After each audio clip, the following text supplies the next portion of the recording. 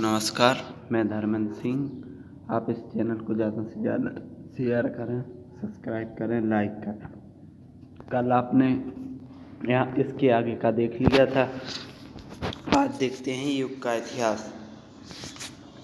तो योग संहिताओं के अंतर्गत तपस्वियों तपस के बारे में कल ब्राह्मण प्राचीन काल से वेदों में 900 से 500 BC यानी ईस्वी के शुरू होने से 900 वर्ष पहले से 500 BC तक उल्लेख मिलता है, जबकि तापसिक साधनाओं का समावेश प्राचीन वैदिक टिप्पणियों में प्राप्त है। यह मूर्तियाँ जो सामान्य योग या समाधि मुद्रा को प्रदर्शित करती हैं। सिंधु घाटी सभ्यता BC, इधर BC होगा 3300 BC से 1700 BC के स्थान पर प्राप्त हुई हैं। पुरातात्विक गैगरी पोएस के अनुसार ये मूर्तियाँ योग के धार्मिक संस्कार के योग से संबंध का संकेत करती हैं।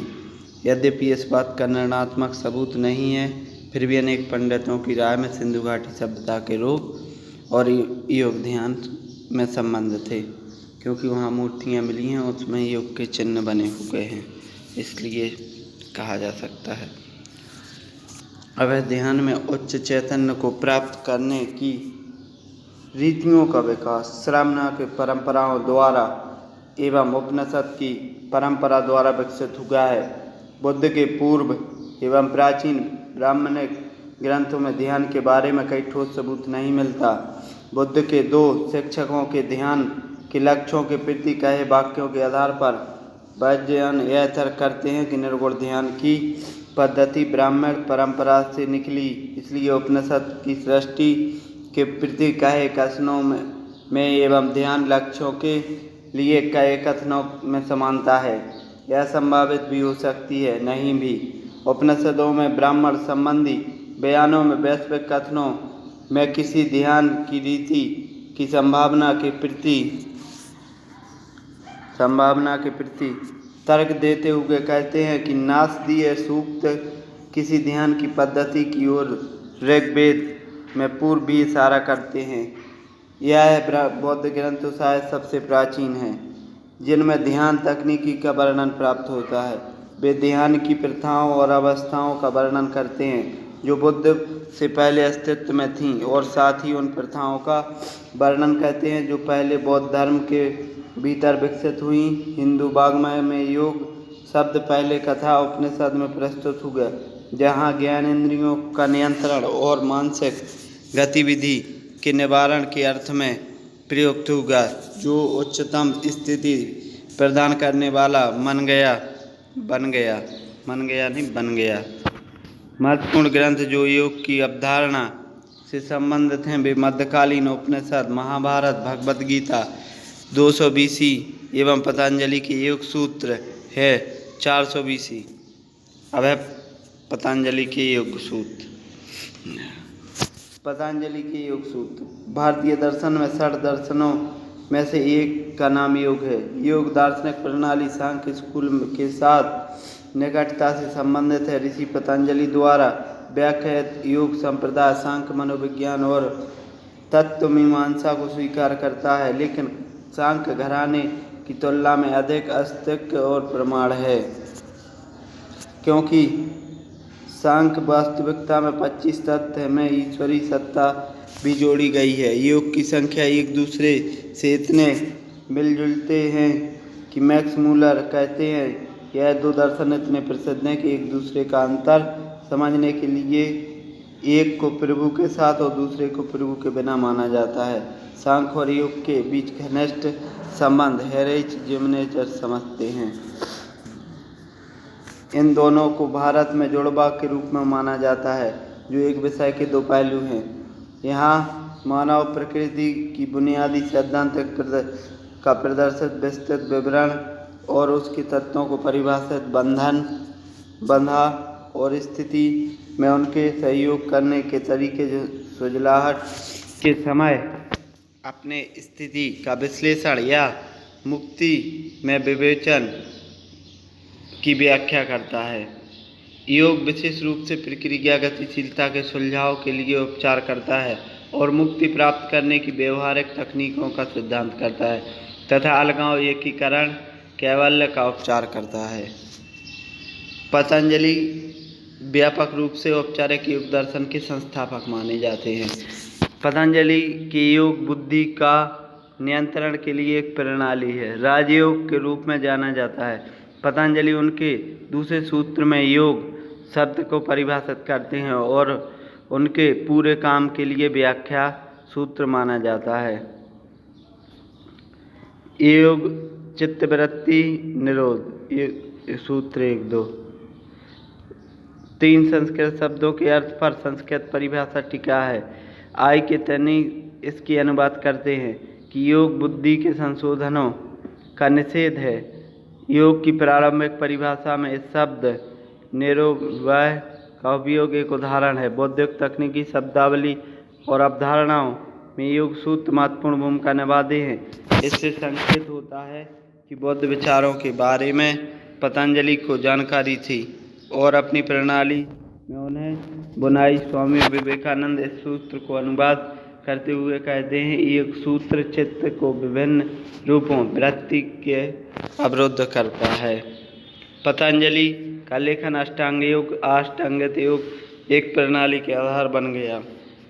29वें सूत्र के दूसरी किताब में यह 8 अंगित अवधारण प्राप्त किया और व्यवहारिक रूप में भिन्न है। अब है 8 अंग। सबसे पहला है यम, 5 परिहार, अहिंसा, झूठ नहीं बोलना, गैर लोभ, गैर विषयासक्ति एवं गैर स्वामित्व। फिर है नियम, 5 धार्मिक क्रिया, पवित्रता, संतुष्टि, तपस्या, अध्ययन और भगवान को आत्मसमर्पण। फिर है आसन, मूलार्थक का अर्थ बैठने का आसन और पतंजलि सूत्र में ध्यान। फिर है प्राणायाम, तो सांस को स्थगित रखना, प्राणा सांस आयामा को नियंत्रित करना और बंद करना, साथ ही जीवन शक्ति को नियंत्रण करने की व्याख्या की गई है। फिर है प्रत्याहार, अमूर्त बाहरी वस्तुओं की भावना को अंगों के प्रत्याहार। धारणा, एकाग्रता, एक ही लक्ष्य पर ध्यान लगाना। फिर है ध्यान, तो ध्यान ही की वस्तु की प्रकृति गहन चिंतन। फिर है समाधि, तो ध्यान में वस्तु को चैतन्य के साथ विलय करना। इसके 2 प्रकार हैं, साविकल्प और अविकल्प। अविकल्प समाधि में संसार को वापस आने का मार्ग या व्यवस्था नहीं होती है, योग पद्धति की चरम अवस्था है। इस संप्रदाय के विचार में उच्चतम प्राप्ति विश्व अनुभवी विविधता भ्रम प्रकट नहीं करता। यह दुनिया वास्तव में इसके अलावा उच्चतम प्राप्ति ऐसी घटना है जहाँ अनेक एवं व्यक्तित्व स्वयं आत्म को आविष्कार करता है। कोई एक सार्वभौमिक आत्म नहीं और सभी व्यक्तियों द्वारा साझा किया जाता है। अब देखते हैं भगवत गीता के अनुसार। तो भगवत गीता में प्रभु के गीत बड़े पैमाने में विभिन्न तरीके से योग का उपयोग करता है। एक पूरा अध्याय, 6वां अध्याय, इसे पारंपरिक योग अभ्यास को समर्पित है। ध्यान सहित करने के अलावा इसे योग के 3 प्रकार का परिचय किया जाता है। तो कर्म योग मतलब कार्रवाई का योग, इसमें व्यक्ति अपनी स्थिति के उचित और कर्तव्यों के अनुसार कर्मों का श्रद्धापूर्वक निर्वाह करता है। भक्ति योग, भक्ति का योग भगवत कीर्तन से भावनात्मक आचरण वाले लोगों को सुझाया जाता है। ज्ञान योग, ज्ञान का योग, ज्ञानार्जन करना।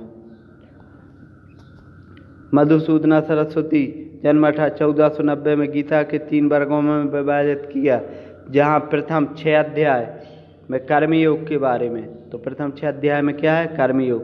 बीच के 6 भक्ति योग और पिछले 6 अध्याय ज्ञान के योग।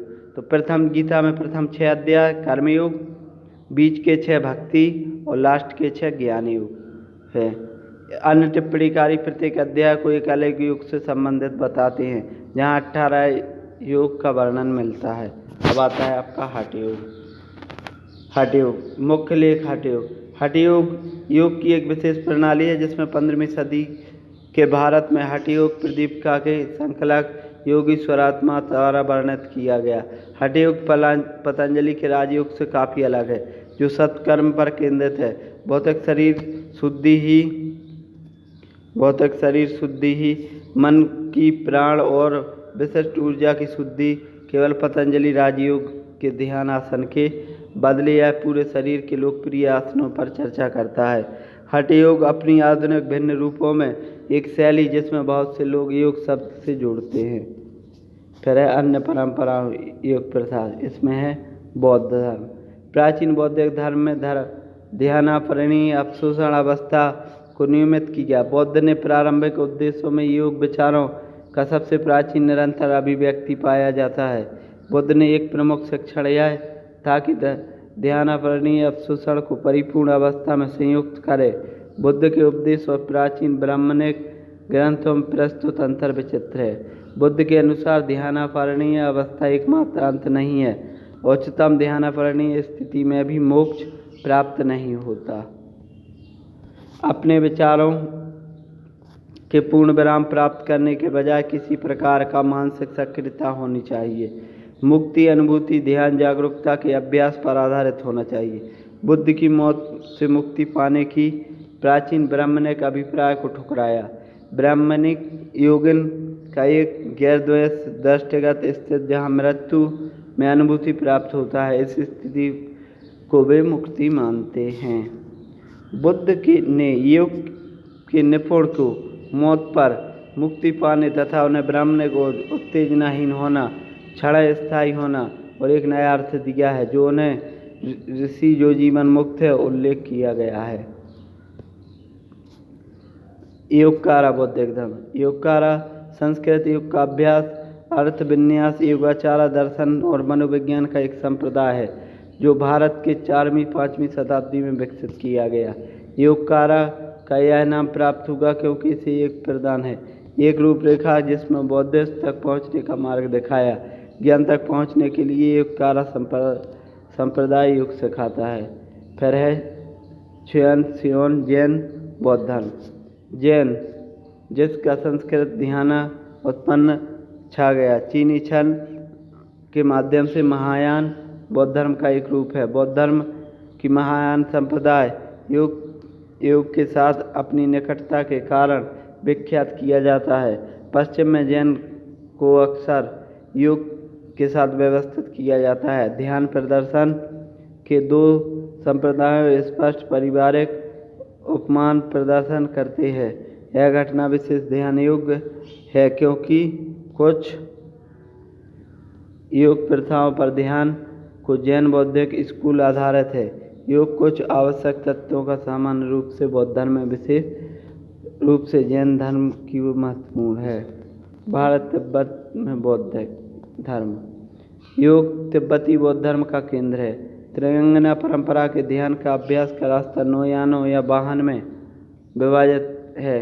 कहा जाता है कि यह परम व्युत्पन्न भी है। अंतिम के 6 योग एनास के रूप में वर्णित किया जाता है। यह क्रिया योग, उपयोग, योगा यान, महायोग, अनुयोग और अंतिम अभ्यास अति योग शर्मा परंपराओं महायोग और अति योग को अनुत्तरा वर्ग में स्थापन करते की क्रिया योग, उपचर्या और योग को शामिल किया है। अन्य तंत्र योग प्रथाओं में 108 शारीरिक मुद्राओं के साथ सांस और दिल ताल का अभ्यास शामिल है। अन्य योग तंत्र योग प्रथाओं में 108 शारीरिक मुद्राओं के साथ सांस, ये डबल हो गई ये लाइन, ठीक है। यह नियंगना परंपरा यंत्र योग का अभ्यास करते हैं। तीव्र करोल के एक अनुशासन है जिसमें सांस कार्य या प्राणायाम, ध्यान, परिणय, मनन और सटीक गतिशील चाल के अनुसरण करने वाले का ध्यान को एकाग्रित करते हैं। लुखंग में दलाई लामा के समंदर मंदिर की दीवारों पर तिब्बती प्राचीन योगियों के शरीर मुद्राएं चित्रित किया गया है। चांग 1993 द्वारा एक अर्ध तिब्बती योगा के लोकप्रिय खाते में कंदली अपने शरीर में गर्मी का उत्पादन का उल्लेख करते हुए कहते हैं यह संपूर्ण तिब्बती योग की बुनियाद है। चांग यह भी दावा करते हैं कि तिब्बती योग प्राणा और मन की सुलह करता है जिसमें तस्मीम के सैद्धांतिक निष्कर्ष से संबंधित है। अब है अगला जैन धर्म। दूसरी शताब्दी के ईसा पूर्व जैन पाठ तत्वार्थ सूत्र के अनुसार मन, वाणी और शरीर सभी गतिविधियों का कुल योग है। उमा स्वाति कहते हैं कि अस्वाय या कर्मक प्रवाह कारण योग, साथ ही सम्यक चरित्र मुक्ति के मार्ग का यह बेहद आवश्यक है। अपनी नियम सरा के आचार्य कुंड ने योग भक्ति का वर्णन भक्ति का मार्ग भक्ति के सर्वोच्च रूप में किया जाता है। आचार्य हरिभद्र और हेमचंद के अनुसार 5 प्रमुख उल्लेख सन्यासियों और 12 सामाजिक लघु योग के अंतर्गत शामिल हैं। इस विचार की बजाय कहीं इंडोजेलिस्ट जैसे रॉबर्ट जे जियोडम्बस ने जैन धर्म के बारे में कहा है कि यह अनिवार्य रूप से योग सोच एक योजना है और जो पूर्ण धर्म की ओर बड़ी है। डॉक्टर हेरेंच जिमनर संतुष्ट किया कि योग प्रणाली का पूर्व आर्य मूल था जिससे वेदों की सत्ता को स्वीकार नहीं किया और इसलिए जैन धर्म में समान एक विधार्मिक सिद्धांतों के रूप में माना जाता है। जैन शास्त्र जैन तीर्थंकरों को ध्यान में पद्मासन और कर्मयोग मुद्रा में दर्शाया है। ऐसा कहा गया है कि महावीर को मूल बंधना स्थिति में बैठे केवला ज्ञानात्म ज्ञान प्राप्त हुआ था, जो अचरंगा सूत्र में और बाद में कल्प सूत्र में पहली साहित्यिक उल्लेख के रूप में पाया जाता है। पतंजलि योग सूत्र में 5 यामा या बाधाओं और जैन धर्म में 5 प्रमुख प्रतिज्ञाओं में अलौकिक सादृश्य है, जिसमें जैन धर्म का एक मजबूत प्रभाव संकेत करता है। लेखक विवियन बोथिस्टन ने यह स्वीकार किया कि योग दर्शन और जैन धर्म के बीच पारस्परिक प्रभाव है। वे लिखते हैं कि योग पूरी तरह से जैन धर्म को अपना ऋण मानता है और विनिमय में जैन धर्म में योग की साधनाओं को अपने जीवन में एक हिस्सा बना लिया है। सिंधु घाटी मोहरों और इकोनोग्राफी भी यथोचित साक्ष्य प्रदान करते हैं कि योग परंपरा और जैन धर्म के बीच सांप्रदायिक सादृश्य अस्तित्व है। विशेष रूप से विद्वानों और पुरातत्वविदों ने विभिन्न तीर्थंकरों की मोहरों में दर्शाई गई योग और ध्यान मुद्राओं के बीच समानताओं पर टिप्पणी की। ऋषभ और कर्मयोग मुद्रा में महावीर का मूल वृंदावन मोहरों के साथ ध्यान मुद्रा पक्ष तरफों में खुदाई पार्श्वनाथ की खुदाई से मिलती है। यह सभी न केवल सिंधु घाटी सभ्यता और जैन धर्म के बीच कड़ियों की संकेत कर रहे हैं, बल्कि विभिन्न योग प्रथाओं को जैन धर्म का योगदान प्रदर्शित करते हैं। अब है जैन धर्म और साहित्य के संदर्भ में। तो प्राचीनतम जैन धर्म वैज्ञानिक साहित्य के अचरंगा सूत्र और नियम अनुसार तत्वार्थ सूत्र आदि जैसे ग्रंथों के बाद साधारण व्यक्तियों और तपस्वियों के लिए जीवन का एक मार्ग के रूप में योग कई संदर्भ में दिए गए। बाद में ग्रंथ जिसमें योग अवधारणा सा विस्तार निम्नानुसार है। तो पुष्पपदा 5वीं शताब्दी ईस्वी इष्टापदेश आचार्य हरिभरी योग बिंदु योग उद्री स्तिम समुच्चकाया योग शताका योग बीमाका। फिर है योग जोंगू योग सारा 11वीं शताब्दी में योग शास्त्र। फिर 11वीं सदी के बाद योग संप्रभल। फिर है इस्लाम। तो सूफी संगीत के विकास में भारतीय योग अभ्यास काफ़ी प्रभाव है, जहाँ भी दोनों शारीरिक मुद्राएं आसन श्वास नियंत्रण प्राणायाम को अनुकूलित किया है। 11वीं शताब्दी के प्राचीन समय में प्राचीन भारतीय योग पाठ अमृतकांड अमृत का कुंड का अरबी फारसी में भाषाओं में अनुवाद किया गया था। 2008 में मलेशिया के शीर्ष इस्लामिक समिति ने कहा कि जो मुसलमान योग का अभ्यास करते हैं उनके खिलाफ एक फतवा लागू किया जो कानूनी तौर पर गैर बाध्यकारी है। कहते हैं कि योग में हिंदू आध्यात्मिक उद्देश्यों के तत्वों पर इससे ईच निंदा हो सकती है, इसलिए यह हराम है। मलेशिया में मुस्लिम योग शिक्षकों के अपमान कहकर इस निर्णय की आलोचना की कि मलेशिया में महिलाओं के समूह ने भी अपनी निराशा व्यक्त की और उन्होंने कहा कि वे अपनी योग कक्षाओं को जारी रखेंगे। इस फतवा में कहा गया है कि शारीरिक व्यायाम के रूप में योग अभ्यास अनुमेय है, पर धार्मिक मंत्र का गाने पर प्रतिबंध लगा दिया। और यह भी कहते हैं भगवान के साथ मानव का मिलाप जैसी शिक्षा इस्लामी दर्शन के अनुरूप नहीं है। अब इस तरह उलेमास की परिषद इंडोनेशिया में एक इस्लामिक समिति में योग पर प्रतिबंध एक फतवे द्वारा लागू किया गया, क्योंकि इसमें हिंदू तत्व शामिल थे। किंतु इन फतवों में दारुल उलूम देवबंद ने आलोचना की है, जो देवबंदी इस्लाम का भारत में शिक्षालय है।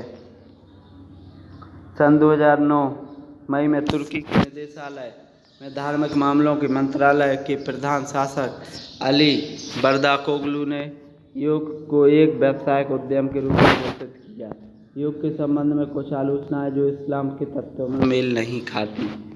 ईसाई धर्म सन 1889 में वेटिकन ने घोषित किया कि जैन और योग पूर्व ध्यान प्रथाओं शरीर को एक गुट में बर्जात हो सकते हैं। वेटिकन के बयान के बावजूद कई रोमन कैथोलिक और आध्यात्मिक प्रथाओं में योग बौद्ध धर्म और हिंदू धर्म के तत्वों का प्रयोग किया है। फिर तंत्र एक प्रथा है जिसके अनुसरण करने वाला संबंध धार्मिक, सामाजिक और तार्किक वास्तविकता में परिवर्तन लाता है। तांत्रिक अभ्यास में एक व्यक्ति वास्तविकता को माया भ्रम अनुभव करता है, यह व्यक्ति मुक्त करता है। हिंदू धर्म द्वारा प्रस्तुत किया गया निर्माण में कई मार्ग विशेष तंत्र और इसमें वापसी करता है। अब है भारत के योग गुरु। तो भारत के योग गुरु कल अगले अध्याय में अपन करेंगे। इसी के साथ नमस्कार।